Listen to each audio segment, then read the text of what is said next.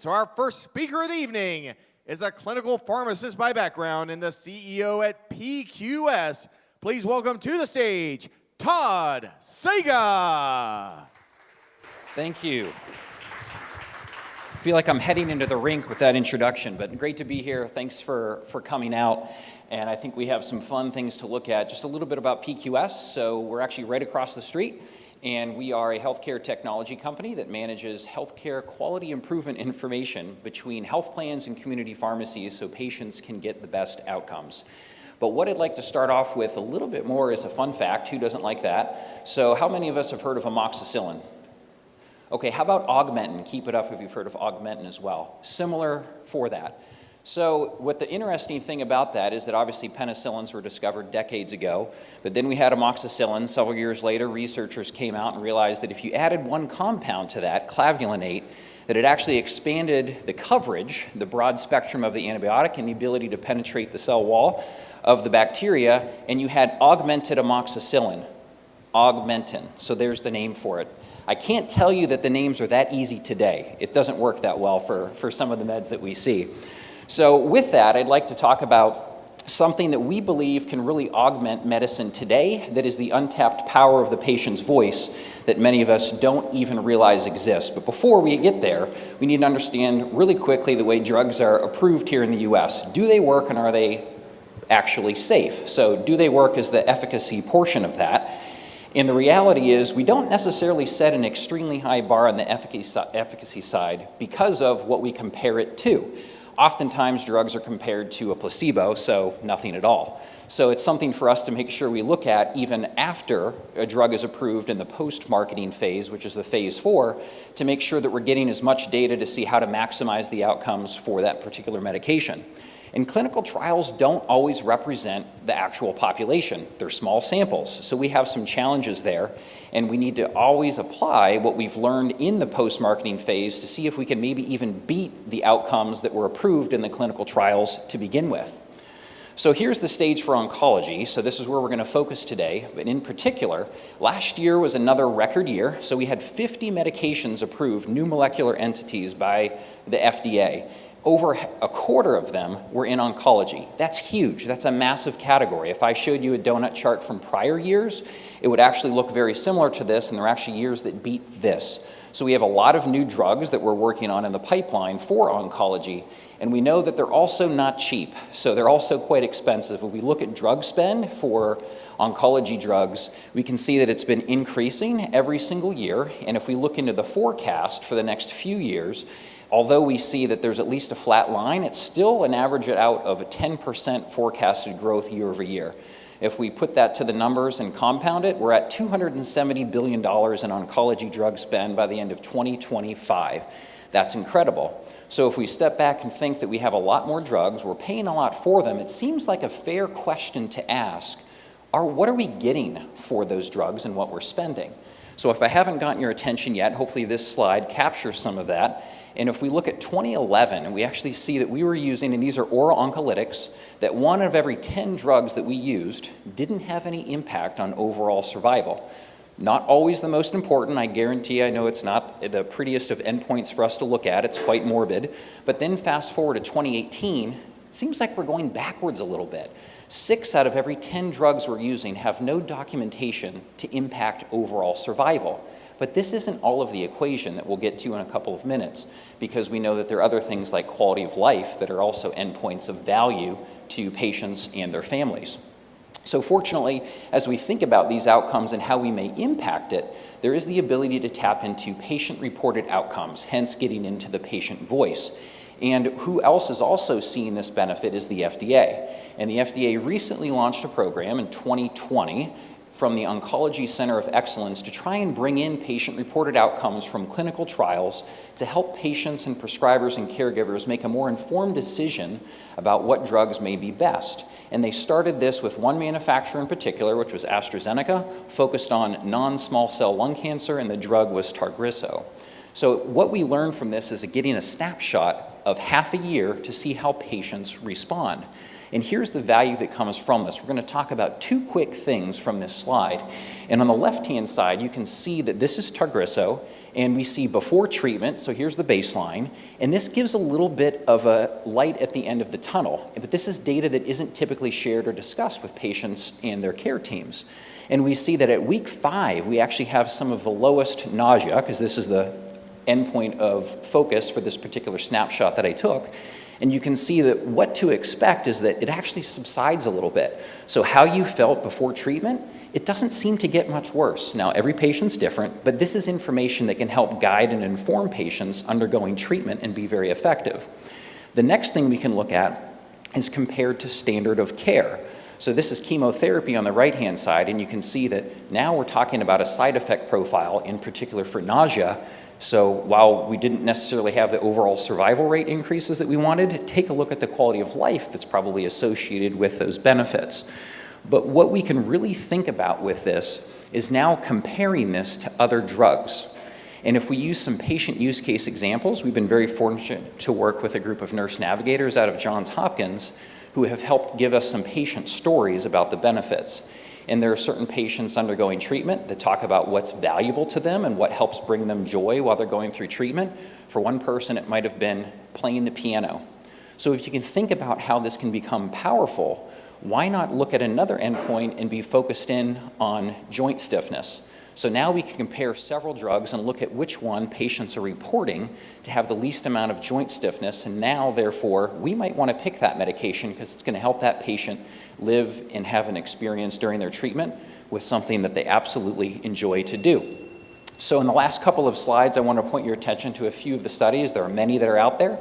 This bottom study is actually led by a researcher at UNC, a researcher and oncologist, and this is showing that there was a control group and an intervention group. The intervention group simply just had patient-reported outcomes and the ability to share how the patient was feeling and share it back to their care team so that nurse navigators can help intervene on their side effects and symptoms before they down spiraled. And that was the only difference, because the standard of care was the control group, which was ask how you're feeling when you come in for the visit. Maybe it's a follow-up phone call every couple of weeks once they've changed the dose or the therapy.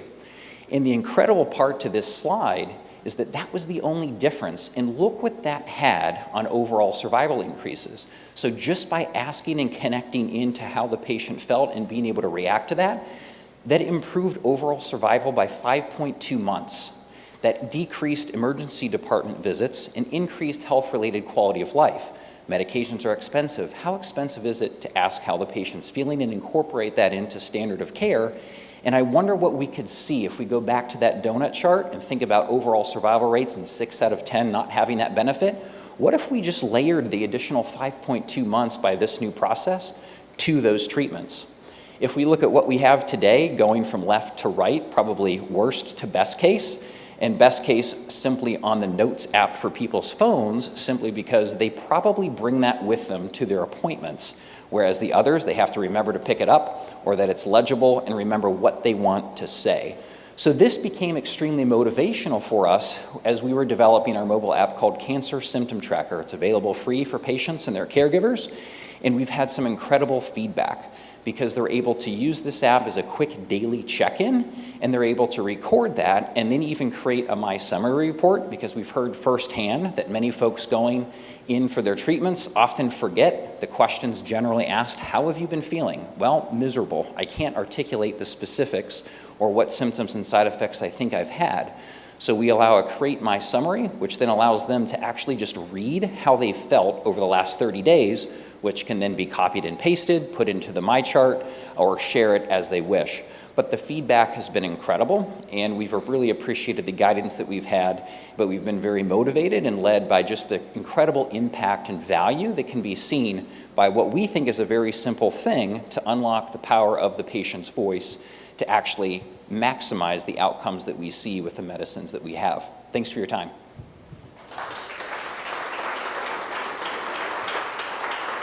Great stuff there. Now, audience, you are small but mighty like a corgi, but I need questions from you for Todd Sega. Raise your hand. I will bring it out. There will be prizes. That's right. We are having pint glasses. Ooh, so I will get up. I know you're very excited. Oh, come on. So we'll go back here first for our very first question.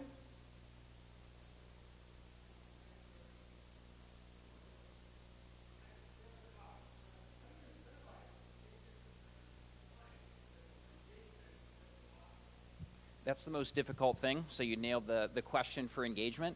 We did try to layer on some gamification, so that's one way that we approached it because we know there are apps that people do engage with, and some of the #1 apps in cancer actually are motivational quotes apps. So the more you interact, the more we unlock things that patients have seen as value, such as you get a motivational quote, you unlock additional features, and if you have a streak, guess what? You get to spin a wheel, and then you'll actually be able to have a chance to win books, auto books that have been curated by nurse navigators in oncology. That's one way we've tried to incentivize that. Fabulous prizes. Now, do we have a question up front? Yes, we did. Yeah, and fascinating and absolutely essential for the patient's point of view. So can you talk a little bit about, kind of a related question, the consent process and the maybe proportion of patients that actually do consent to provide information to you? To us or to their providers? Well, I mean, like through the app. What's the uptake rate? We have it as if you don't want, we share it up front in the app. So we share what our intentions are with kind of the terms of service, and it's up to them to continue forward if they wish. But we also share at the beginning that this is for patients who are serious and motivated about tracking, because in different user personas, we've notified that some are just casually interested or others are seriously committed to it. So for those that are seriously committed, we find that they are willing to engage. And because this is a patient-directed tool, it's not necessarily to get into the legal side, the business associate of a treatment center that's saying use this. So because of that, we're really empowering the patients to share from bottom up, rather than most programs and designed apps that seem to be clinician down. They're not what patients want to use. All right, our last question will be coming from right over here. Hello, can everyone hear me? Thank you. So I'm actually an oncology nurse, so I take care of people with cancer. I do take care of lots of people with colon cancer who have ostomies. And I would like to mention there is an unmet need in our country for ostomy care because it really hasn't changed very much within the past 15 years. Now, one of the quality of life issues that people with ostomy suffer is that depending on their particular cancer status, they may have lots and lots of fluid coming out of their ostomy.